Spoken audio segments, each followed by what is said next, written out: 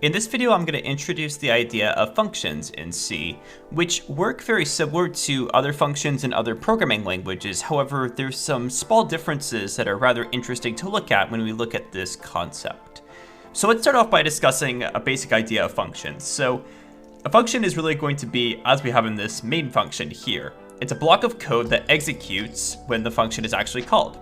Best used for things like reducing code repetition or being able to, use a specific functionality in multiple different locations, really is the main goal of a function. The way that we declare a function is shown through this main. We have a type, which is the return type of the function. We can set it to void if there is no return type.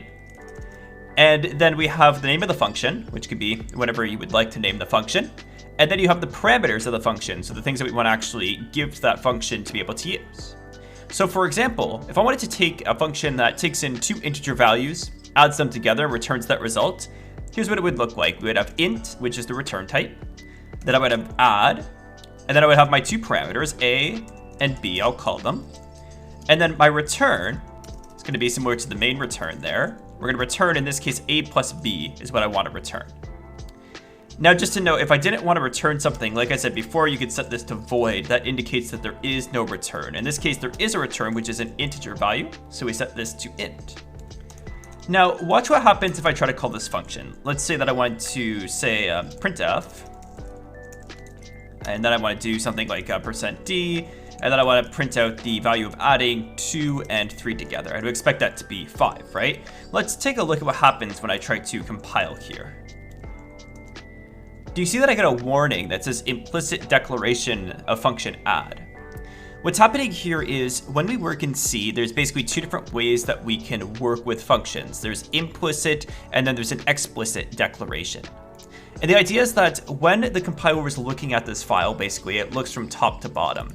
And it doesn't really see the definition of the function until it actually gets to the function itself. So what happens is when it gets to like this line of code here, it doesn't necessarily know context about what parameters this function requires and what kind of return type this function has. So this would be the idea of an implicit declaration because it doesn't know any context about the actual function itself. It's just kind of assuming that what you have is correct.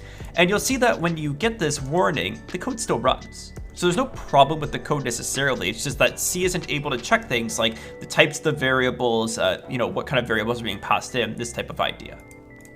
To help this, what we do is we put at the top of the file the actual function declaration in terms of the return type of the function, the name of the function, and the parameters that are passed into it. So in this case, I have a return of int, the function name is add, and it takes in two integers. So we just say int and int.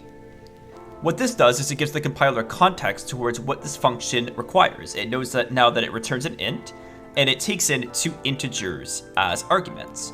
So now C will be able to process this and then understand once it hits this add that it's an integer that it returns and that it takes in two integers. This gives C all the context that it needs, making this no longer an implicit declaration. So now when I clear this, when I compile, we compile without any sorts of warnings.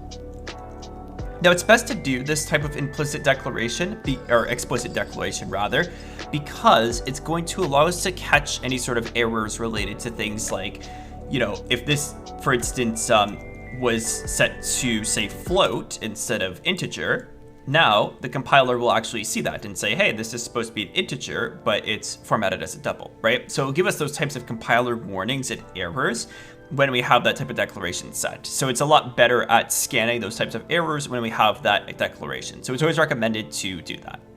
So with that, you should now have a pretty good understanding of the way that functions work. Like I said, they work very similar to any other programming language. We have a return type, we have parameters that we pass into the functions, just with that main difference of that we declare functions at the top of the file to give that explicit declaration of that function itself. And you'll actually see that as we continue on through here, there are other ways of putting this declaration. So we don't always put it in the main file itself here. Sometimes we put it in header files, which we'll talk about a little bit later on. But for now, we can just sort of say, yeah, we have to declare it somewhere so that the compiler has that context, and then we're good to go. So thank you so much for watching, and I'll see you in the next video.